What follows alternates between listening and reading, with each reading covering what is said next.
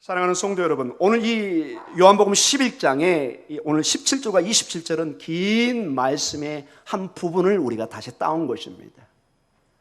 우리는 11장을 시작하면서 어떻게 보면 슬픈 소식을 접합니다.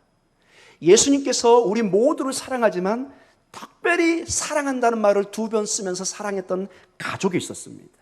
그 가족의 이름이 마르다와 마리아, 그리고 그 오빠인 나사로 가정.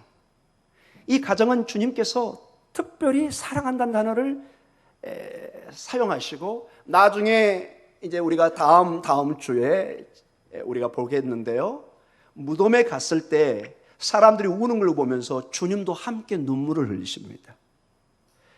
이런 기록은 흔치 않습니다. 자, 마리아와 마르다 그리고 나사로의 가정, 정말 주님께서 갈릴리에서 사역할 때는 갈릴리 호수 주변에 있는 그 가버나움에 선교의 중심을 세우고 사역을 하셨습니다.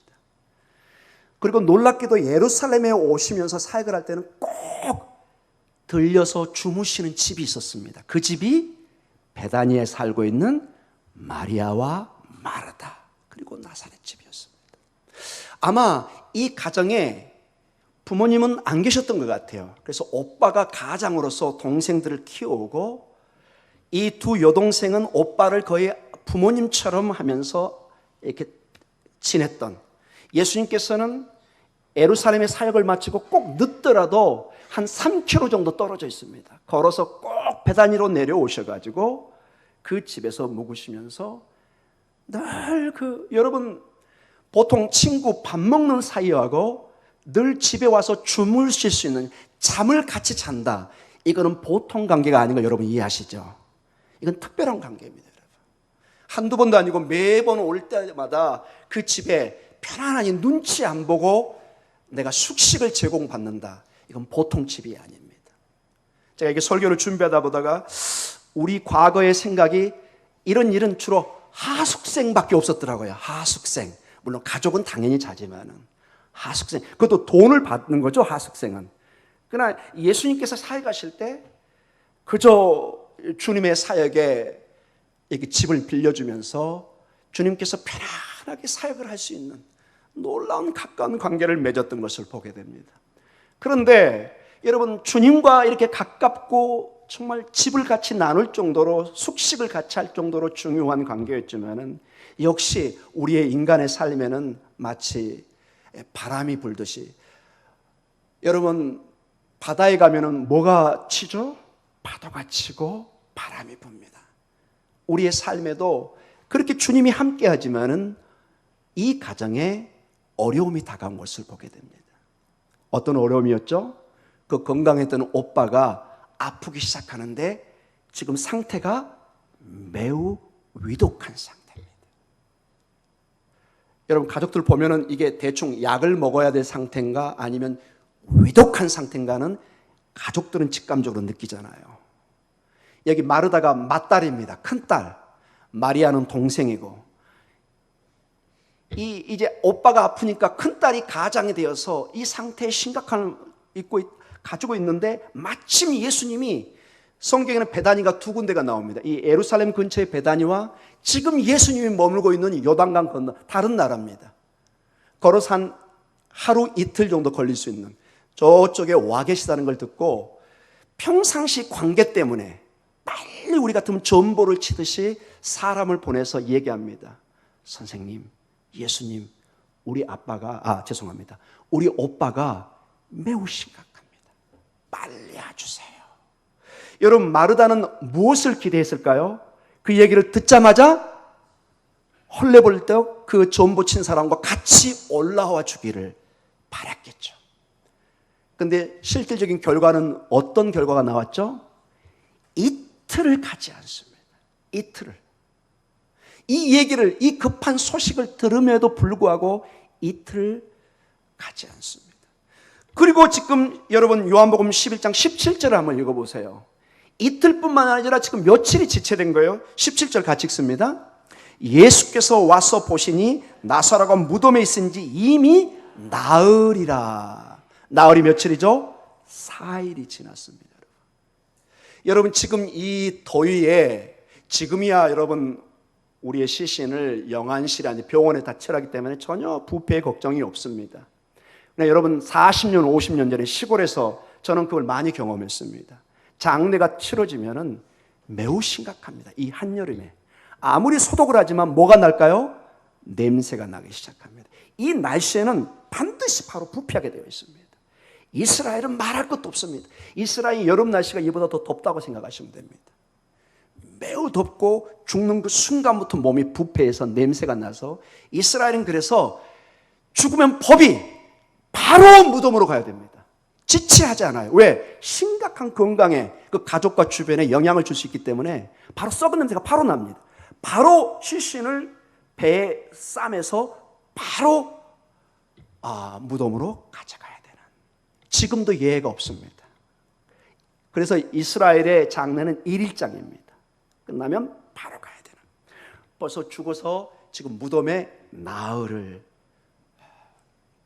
여러분 이 마르다의 마음을 한번 생각해 보십시오. 근데 예수님이 그리고는 안 올라오면 되는데 예수님이 결국 올라오셨어요? 안 올라오셨어요? 올라오셨어요. 자, 사흘이 지났습니다. 그래서 어떤 사람들은 나사로가 나중에 부활하는데 이렇게 이상한 소리 하는 사람들 있어요. 그 당시도 그 소문이 있었습니다. 나사로가 아마 기절했다가 일어났을 것이다.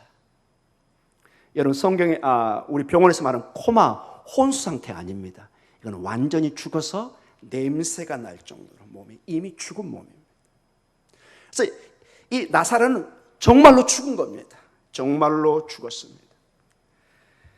자, 마르다와 마리아는 현실에 정말 부모와 같은 그 오빠의 죽음 속에 아마 절망했을 수도 있을 것입니다. 그리고 뭔가 예수님에 대해서 이해하지 못하는, 왜 전보 칠 때는 바로 오지 않고 지금 이렇게 늦게 사흘이나 지난 다음에 오신단 말이에요. 지금 오시면 무슨 소용이 있나, 이런 생각도 들지 않았겠습니까 여러분? 이 본문을 여러분 그냥 여러분 입장에서 한번 봐보십시오. 그대로 보시면 될 것 같습니다. 근데 여러분, 자, 예수님이 이제 저기서 오신다는 소식이 들립니다. 자, 이 정도에서 여기 우리 목동 중앙교회 정도에서 어느 정도로 예상할까요? 제가 쉽게 여러분, 염창역 정도에 예수님이 오신다는 소식이 들려요. 예수님이 오신다는 소식이 벌써 들려요. 이때 이 언니 마르다의 행동을 한번 봐보시기 바랍니다. 여러분 주위에서 보시기 바랍니다. 여러분 20절과 21절입니다. 같이 읽습니다. 20절. 마르다는 예수께서 오신다는 말을 듣고 곧 나가 맞이하되 마리아는 집에 앉았더라. 마르다가 예수께 여짜오되 만약 주께서 여기 계셨더라면 내 오라버니가 죽지 아니하였겠나이다. 여러분 참고적으로 우리나라도 하나의 묵인된 법이 있죠. 상주가 막 뛰어나가서 손님을 맞이하고 합니까? 안 합니까? 안 합니다, 여러분. 상주가 막 병원 밖에 나가서 막 손님 모셔오고 거기 딱 서 있고 앉아 있다든지 손님들이 오면은 위문을 오면은 인사하고 그 장례식장에 있지 막 뛰어다니고 이러지 않아요, 여러분. 이스라엘은 어땠을까요? 우리보다 더 심했습니다. 상주가 뛰어가는 거 문화가 아닙니다. 여기 마르다는 거의 이제 맞달러서 상주잖아요. 그런데 놀랍게도 20절에 어떻게 해요? 밖으로 뛰어나갑니다. 예수님을 맞이하러 나갑니다. 뭔가 상식에는 맞지 않는, 그러나 이건 중요한 행동입니다. 나중에 우리가 본문을 좀 더 자세히 결론적으로 보고 이건 아주 중요한 행동 중에 하나입니다. 그리고 예수님을 만나서 이렇게 얘기합니다. 정말 진심을 얘기합니다. 21절. 여러분이 마르다 입장에서 한번 이 본문을 봐보시기 바랍니다. 21절 다시 한번 읽어볼까요? 마르다가 예수께 여짜오되 주께서 여기 계셨더라면 내 오라버니가 죽지 아니하였겠나이다. 여러분 어떤 느낌이 드세요? 이 말에?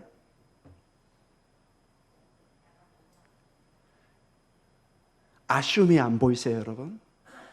여러분 이미 오빠는 죽었죠.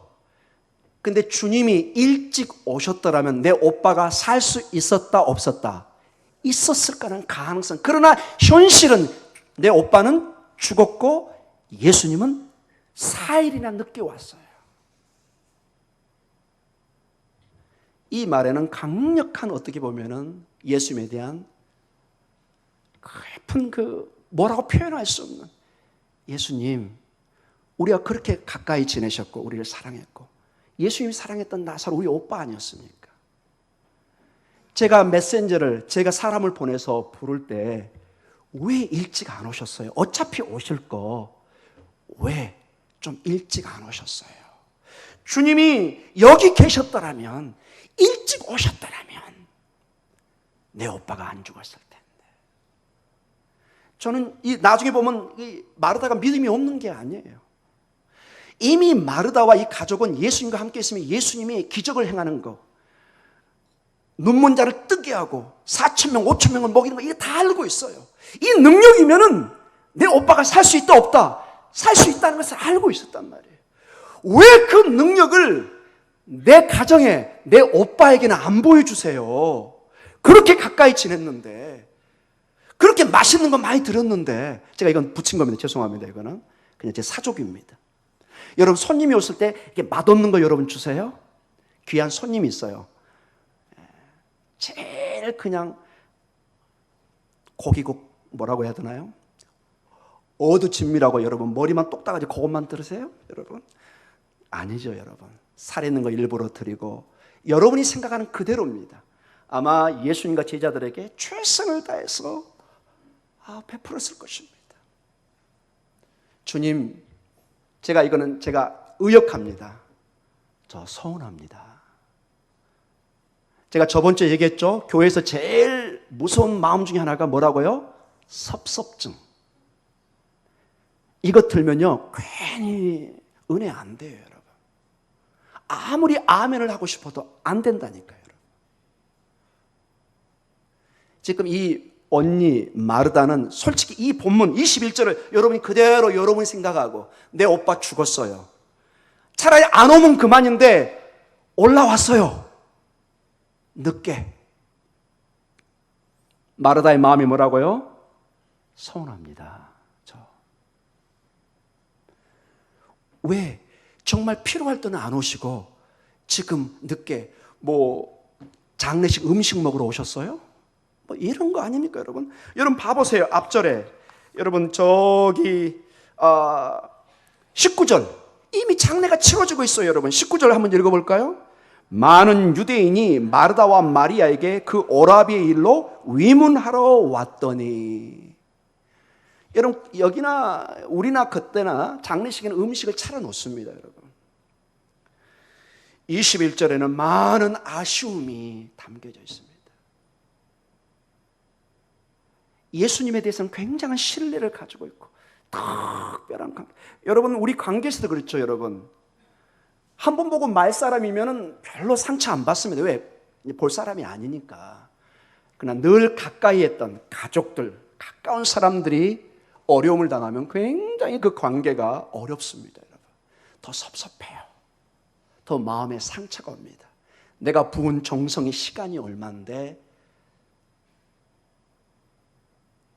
어떻게 보면은 우리 이런 말 쓰죠. 참 배은망덕하다 이런 말들. 여러분 솔직한 마음으로 21절을 그대로 마르다의 마음으로 한번 읽어보시기 바랍니다. 저는 이 본문을 보면서 몇 번을 이거를 반복했습니다. 그래 참 서운했겠다. 저라고 하면은 많이 서운했을 것 같습니다. 여성 특유의 말로 했을 겁니다. 예수님 이제는 보고 싶지 않아요. 우리 집에 오지 마세요. 이랬을 수도 있을 것입니다. 그런데 이러한 아쉬움과 이러한 주님에 대한 그런 실망감도 있지만은 놀랍게도 마르다는 22절로 그 믿음을 낙심으로 절망으로 뒤로 후퇴하는 것이 아니라 22절로 나갑니다. 우리 다시 한번 읽어보겠습니다. 22절 요한복음 11장 22절입니다. 그러나 나는 이제라도 주께서 무엇이든지 하나님 아하, 역시 마르다는 보통 사람은 아니었네요. 자, 비록 내 오빠가 죽었지만은 예수님이라면 어떻게 할 수 있다고요? 다시 내 오빠를 살릴 수 있을지 않을까요? 이제라도 이미 나흘이 4일이 지났지만 이제라도 주께서 무엇이든지 구하면 할 수 있다 없다? 할 수 있다. 여러분 이게 중요한 지금 논리입니다. 여러분 왜 이렇게 사도 요한이 이런 내용을 자세하게 적어놨을까요? 이걸 읽는 수많은 성도들 교회가 이걸 보고 아주 놀라운 신앙의 원리를 잡아내라는 것입니다. 이 마르다 비록 인간적으로 실망하고 지금 절망하고 여러분 내 사랑하는 오빠가 내 부모가 죽고 내 아들이 죽고 내 딸이 죽었는데 누가 여러분 절망하지 않습니까? 당연히 실망이 절망이 오죠. 그러나 거기에 포기하지 않고 이제라도 주님만 마음만 먹으시면 주님 할 수 있습니다. 저는 지금 주님께서 무엇을 하시는지는 모릅니다. 그러나 예수님께서 하시고자 하는 모든 것을 다 할 수 있다는 것을 나는 믿습니다. 이렇게 나가는 것입니다. 자, 이 놀라운 믿음의 반응 앞에 주님께서 놀랍게 대답하십니다. 23절로 주님이 말씀하십니다. 23절 같이 읽습니다. 예수께서 이르시되 내 오라비가 다시 살아나리라. 아멘. 이미 나사로는 죽었다 안 죽었다? 죽었습니다. 이런 냄새가 펄펄 납니다. 죽었습니다. 근데 주님이 얘기합니다. 사랑하는 딸아 마르다야, 네 오빠 나사로가 살 것이다. 상상할 수 없는 절망 가운데 길이 보이지 않는 완전히 끝난 절벽 앞에 주님께서 하늘의 길을 다시 열기 시작합니다. 사랑하는 성도 여러분, 모든 길이 막혀도 주님은 새로운 길을 열어주실 줄 믿습니다. 왜냐? 주님이 길이거든요.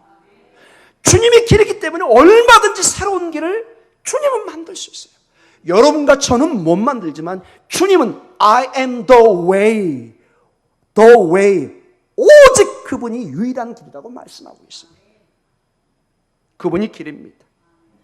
여기서는 오라비가 사는 길, 부활의 길을 주님이 제시합니다. 그때 마르다가 24절로 대꾸합니다. 너무 놀라운 고백이라 이런 식으로 대꾸합니다. 24절입니다. 마르다가 이르되 마지막 날 부활 때는 다시 살아날 줄을 내가 아나이다. 이 마르다가 너무 놀래가지고 이 부활의 내용, 오빠가 다시 살겠다, 이 부활의 내용이잖아요. 지금까지 배웠던 구약의 내용으로 이것을 접근합니다. 예수님 맞아요. 우리 모든 구약의 백성들, 이스라엘 백성들은 부활을 믿고 있어요. 그러나 그 부활은 지금이 아니라 뭐죠? 24절에 마지막 날에, 즉 이 마르다는 지금 이 순간에 살아난다는 것을 이해를 못하고 있는 거예요. 마지막 날에, 즉 구약의 모든 부활 사상은 종말의 메시아가 와서 하나님의 백성 죽은 자를 다 살려낼 거라는 믿음을 가지고 있습니다. 그 일반적인 신앙을 고백합니다.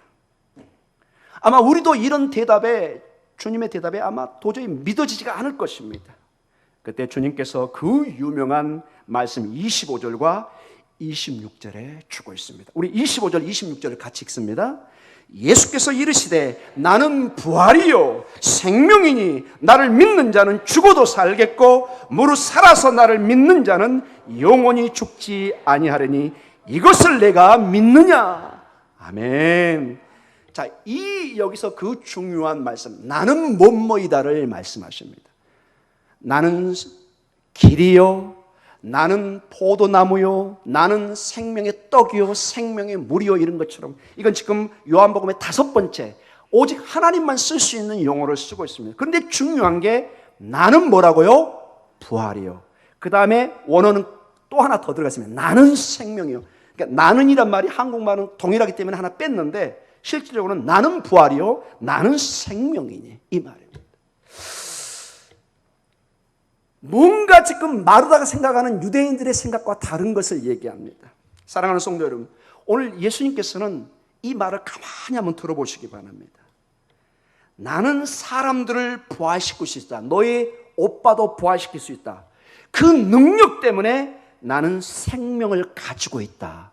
이 말이 아니라는 것입니다. 그럴듯해 보이지만은 이 말에는 허점이 많습니다. 나는 사람을 부활시킬 수 있다. 그런 능력 때문에 나는 동시에 생명을 가지고 있다. 이게 나는 부활이요 나는 생명이다, 이 뜻이 아니라는 것입니다. 여러분, 예수님이 부활의 능력으로 어떤 사람을 부활시키고 어떤 사람에게 생명을 주는 그런 뜻으로 나는 부활이요 나는 생명이 아니라, 그 부활 그 자체, 그 사건 자체가 중요한 것이 아니라 주님이 주장하는 것은 매우 중요한 내용입니다. 예수님 자체, 내가 부활이라는 것입니다. 내가 생명이라는 것입니다. 내가 누구에게 생명을 주어서 나에게 능력이고 부활이 아니라 내가 부활이기 때문에 너희를 부활시킬 수 있다는 것입니다. 내가 생명이기 때문에 나의 생명을 너에게 준다는 것입니다. 이거는 매우 중요한 차이입니다. 한 예를 들어보겠습니다. 여기 지금 우리 본당에 어떤 빛이 비치고 있어요? LED 형광대로 하면 빛이 붙여서 우리가 볼 수 있습니다. 이거 중요한 빛입니다. 그러나 이 형광등, 이 LED 빛을 우리는 절대로 태양빛이라고 말하지는 않습니다. 이것은 빛을 가지고 있지만은 언젠가 꺼져서 사라져 버립니다. 그러나 밖에 나가서 진정한 빛의 근원, 그러면 여러분의 손은 자연스럽게 어디를 향할까요? 태양을 향하게 되어 있습니다. 태양을. 태양은 그 빛 자체입니다. 생명 자체입니다. 모든 만물이 이 태양의 빛과 열기를 통해서 소생하고 있는 것입니다. 마치 여러분 달을 생각해 보십시오. 여러분 달은 보름달에 빛나죠? 그러나 우리는 다 알고 있습니다. 달에는 자체 빛이 없어요. 오직 태양의 빛을 받아서 반사할 때 우리가 달을 볼 수 있는 것입니다. 달은 절대로 스스로 나는 빛이요 스스로 나는 생명으로 말할 수가 없습니다. 오직 달은 누구를 가리킬까요? 태양을 가리켜야 됩니다. 사랑하는 성도 여러분, 그래서 우리의 희망은 어떤 사건들, 어떤 주님이 축복해 주셔서 그분이 우리의 주님이 되고 부활을 주셔서 그분이 부활이 아니라 한 사람, 예수님 자체의 희망을 둬야 됩니다. 이 말이 여러분 이해가 되십니까, 여러분? 예수님이 나를 축복해 주셔서 나의 희망자가 아니고 예수님이 나를 살려주셔서 그렇게 언토리가 이해되지만은 이 모든 것의 근원은 누가 있는 거예요? 예수님에게 있는 거예요, 여러분. 어떤 나타나는 현상이 우리의 희망이 아니라 그 현상의 주인이신, 그 자체이신, 부활 자체이신, 생명 자체이신 예수님이 우리의 희망인 것입니다. 예수님을 믿고 받아들이면 부활이, 생명이 그대로 우리에게 오는 것입니다. 매우 중요한 내용입니다. 마치 우리가 낮에 걸어다니면은 우리 옆에 그림자가 생깁니다. 그림자는 우리의 실체를 반영할 뿐이지 실체는 아닙니다. 중요한 것은 이 그림자를 있게 하는 나의 이 존재 자체인 것입니다. 이 부활을 있게 하는 그 자체, 생명을 있게 하는 그 자체, 예수님이 중요한 것입니다. 예수님이 우리의 희망입니다. 그 어떤 것도 예수님께서 생명을 주신 것을 그래서 막을 수는 없습니다. 예수님은 누구로부터 주어진 생명을 가지고 있는 것이 아니라 예수님 자체가 생명입니다. 이럴 땐 아멘을 주면 제가 힘을 낼 것 같은데, 아멘. 아멘. 차이가 있습니다. 차이가. 나타나는 현상이 아니라 그 생명 그 자체, 그 부활 그 자체에 우리가 희망을 갖는, 우리는 생명을 가지고 있습니다. 우리도 생명이 있죠. 그래서 우리가 시체가 아닙니다, 여러분. 그런데 우리는 생명을 가지고 있을 뿐이고 예수님은 생명 그 자체. 그래서 예수님과 우리는 근본적으로 다릅니다. 우리는 생명을 가지고 있어서 언젠가 이 생명을 잃어버릴 수도 있어요. 그게 여러분과 저의 죽음의 날짜예요. 언젠가 우리는, 제가 늘 예언하죠. 확실한 예언. 100년 후에 여기에 아무도 안 계신다. 반응이 별로 없습니다, 여러분. 우리는 생명을 가졌지만은 이걸 영원히 인간적으로는 가질 수가 없어요. 때가 되면은 이 생명을 내려놔야 됩니다. 그런데 예수님은 절대로 이 생명을 잃지 않으십니다. 왜냐? 한번 봐보십시오, 여러분. 한 예로. 예수님께서 십자가에 달릴 때 예수님께서 스스로 생명을 십자가에 내어놓으셨습니다. 예수님 스스로 내려놓지 않을 때는 누구도 예수님을 잡아갈 수가 없었어요. 아버지 하나님께서 또 그 엄청난 영적인 임재로 감히 손을 못 댔습니다. 그러나 때가 돼서 예수님께서 스스로 생명을 내려놓습니다. 만약에 예수님의 생명 그 자체가 아니었으면 죽음으로 끝났을 것입니다. 그러나 3일 후에 어떻게 되죠? 부활하셨습니다. 사랑하는 성도 여러분, 생명 그 자체는 그 어떤 어둠도 덮을 수가 없습니다. 죽음도, 가장 어둠의 상징인 죽음도 예수님의 생명을 덮을 수가 없는 것입니다. 사랑하는 성도 여러분, 우리는 이 주님을 믿는 것입니다. 그래서 오늘 27절, 오늘 우리 본문의 마지막 절입니다. 이렇게 마르다는 신앙 고백을 합니다. 27절 읽습니다. 이르되 주여 그러하외다. 주는 그리스도시요 세상에 오시는 하나님의 아들이신 줄을 내가 믿나이다. 절망과 좌절의 삶 속에서 정말로 서운한 감정에 있던 그가 주님을 통해서 새로운 부활을, 생명을 보고 이제 단순히 집에 머무는 귀한 손님, 선생님 차원이 아니라 정말 하나님의 임재를 보면서 전혀 다른, 전 사람이 마리아와 마르다는 놀라, 나중에 동생은 정말 자기의 가장 아끼는 향유를 부어가면서 예수님을 높이는 그 생명의 진리를 경험한 사람들의 전형적인 어떤 현상을 나타내는 것을 보게 됩니다. 자, 이제 결론적으로 말씀을 한번 맞춰가겠습니다. 어떤 도전을 여러분 받습니까?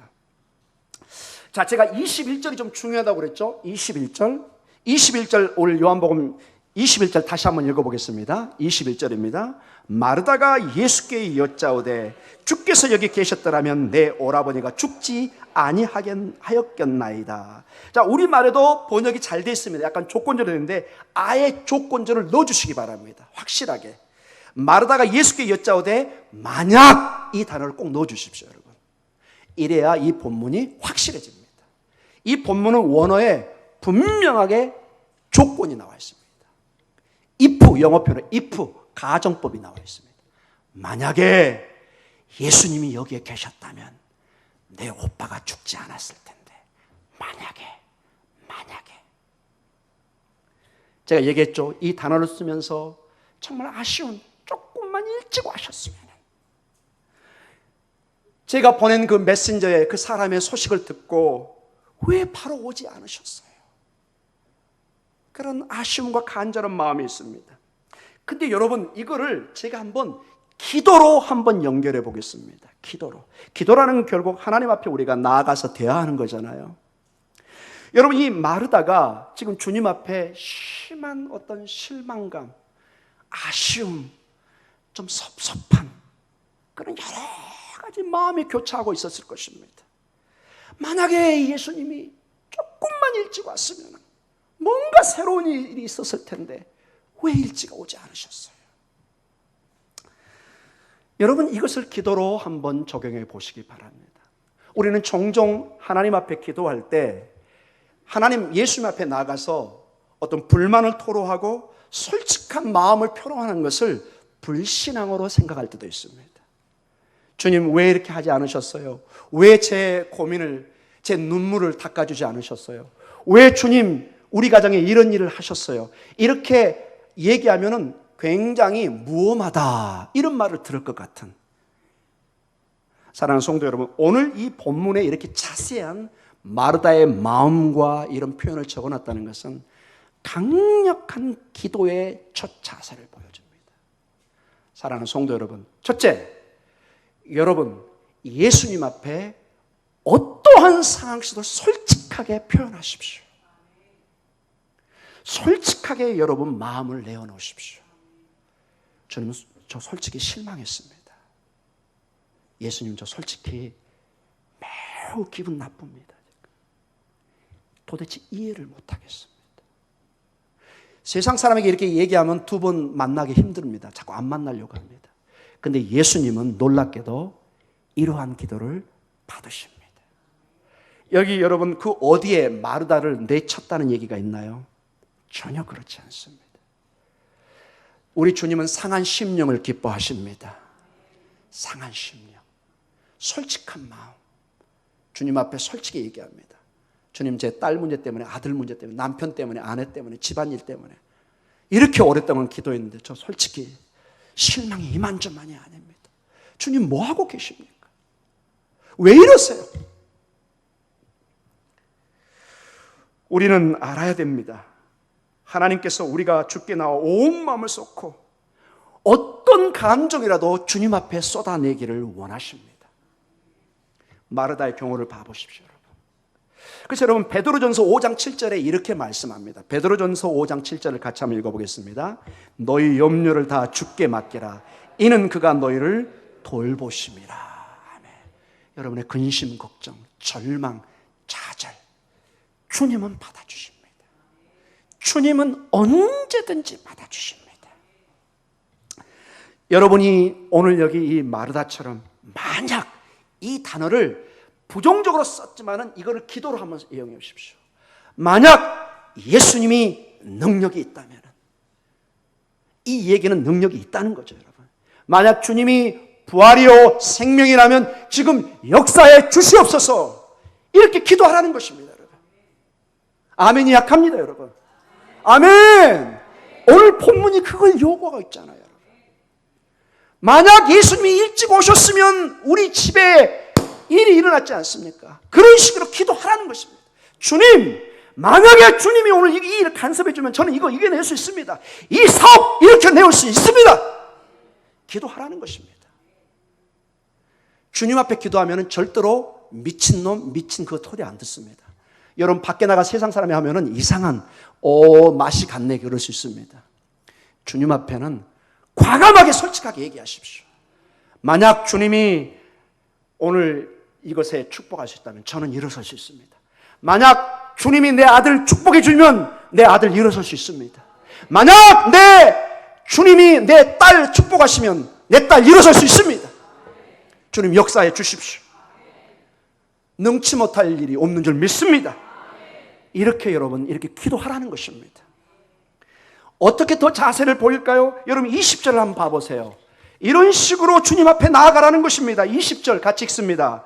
마르다는 예수께서 오신다는 말을 듣고 곧 나가 맞이하되. 아멘. 여러분, 상주는 뛰어가는 거 아니라고 그랬죠. 밖으로 안 나갑니다. 그러나 예가 있습니다. 예수님은 항상 예입니다. 여러분, 예수님 앞에는 뛰어가시기 바랍니다. 그분을 부르세요. 여러분 부르세요. 주님이 오늘 그렇게 말씀하시잖아요. 그 어디에 마르다 너 참 예의가 없다. 너 왜 지금 유대 문화를 깨니? 왜 예의를 갖추지 않니? 이런 말 없어요, 여러분. 여러분, 지금 내 오빠가 죽고 집안이 파산되고 죽어가는데 무슨 예의가 필요하고 무슨 눈치가 필요합니까, 여러분? 과감하게 주님 앞에는 달려가십시오. 옛날 표현으로 버선발이 벗겨지도록 뛰어가시기 바랍니다. 주님 앞에 가면 희망이 있습니다. 주님 앞에 가면 희망이 있습니다. 그리고 주님 앞에 가서 과감하게 얘기하세요. 이 마르다처럼 왜 저를 일찍 찾아오지 않으셨어요? 주님 뭐 하세요? 왜 이토록 제 고통의 시간을 오래 두세요? 주님 저를 안수해 주세요. 왜 제가 이렇게 오랫동안 눈물을 흘려야 됩니까? 왜 제가 이렇게 오랫동안 저 혼자 낑낑대야 됩니까? 주님 제 짐을 가볍게 해주세요. 분명히 뭐라고 답을 주실 것입니다. 주님이 주시는 답은 무조건 좋은 답입니다. 아멘. 여러분 주님께 물으시기 바랍니다. 왜냐? 주님이 정답이에요. 항상 주님은 답을 가지고 계세요. 이렇게 여러분이 물으시면은 오늘 23절에 답을 얻게 됩니다. 23절, 11장 23절 같이 읽습니다. 예수께서 이르시되 내 오라비가 다시 살아나리라. 아멘. 주님만 할 수 있는 답을 주시잖아요, 여러분. 누가 이 말을 하겠습니다. 이 다른 사람이 아니면 다 미친 사람이 되는 것입니다. 어떻게 사흘 동안 죽어서 냄새가 펄펄 나는 시체가 살아납니까? 이건 사이비 중에 사이비입니다, 여러분. 그러나 주님은 다릅니다. 주님은 그 자체가 I am the resurrection. 나는 부활이고 I am the life. 나는 생명이기 때문에 생명이 생명을 주는 거, 부활이 부활을 주는 거 무슨 문제가 됩니까, 여러분? 길이 없는 곳에 I am the way. 길을 내주는데 무슨 의미가 있습니까? 무슨 문제가 됩니까? 여러분, 우리의 이성과 우리의 모든 걸 뛰어넘는 것 유일한 신분이 예수님이십니다. 이분 앞에 나아가서 반드시 믿음으로 승리하는 축복이기를 간절히 축원합니다. 여러분 명심하십시오. 신앙은 어둠에 머물지 않습니다. 뒷걸음치지 않습니다. 신앙은 얘기합니다. 어둠은 절대로 빛을 덮지 못합니다. 절대로 어둠은 예수 그리스도의 빛을 이겨낼 수가 없습니다. 한 증거로 요한복음 1장 5절에 이렇게 명백히 기록되어 있습니다. 요한복음 1장 5절입니다. 같이 읽습니다. 빛이 어둠에 빛이 돼 어둠이 깨닫지 못하더라. 이게 이제 전통적인 해석인데 어떤 사본에는 놀라운 하나의 이것을 재해석할 수 있는 근거를 하나 줬습니다. 어떻게 해석할 수 있느냐? 빛이 어둠에 빛이 돼 어둠이 빛을 덮지 못하더라. 이런 본문의 해석이 가능하다는 것입니다. 사랑하는 성도 여러분, 예수 그리스도의 빛, 이 빛은 형광등이 아니고 태양이기 때문에 어떤 것으로 가릴 수가 없어요. 아무리 먹구름이 비바람이 불어도 때가 지나면 반드시 흩어지게 되어 있어요. 아무리 지금 태풍이 뭐 10개, 20개, 30개가 와도 태양을 가릴 수는 없습니다. 사랑하는 성도 여러분, 여러분에게 비친 예수 그리스도의 빛을 그 누구도 가릴 수 없는 것을 믿으시기 바랍니다. 오직 주님 앞에 나아가서 가장 중요한 게 이제 우리가 기도로 나아가는데 가장 중요한 게 그래서 이 주님을 믿는 믿음입니다. 주님은 하실 수 있다. 주님은 희망이다. 이 믿음으로 나가면 역사하십니다. 자, 오늘 25절, 26절, 27절이 오늘 마지막 본문의 내용입니다. 같이 이걸 읽으면서 얼마나 주님의 기적과 역사와 믿음이 함께 동행하고 있는가를 여러분 본문을 통해서 한번 봐보시기 바랍니다. 25절, 26절, 27절입니다. 거기에 믿음이란 단어가 얼마나 반복되는가를 한번 봐보시기 바랍니다. 25절부터입니다.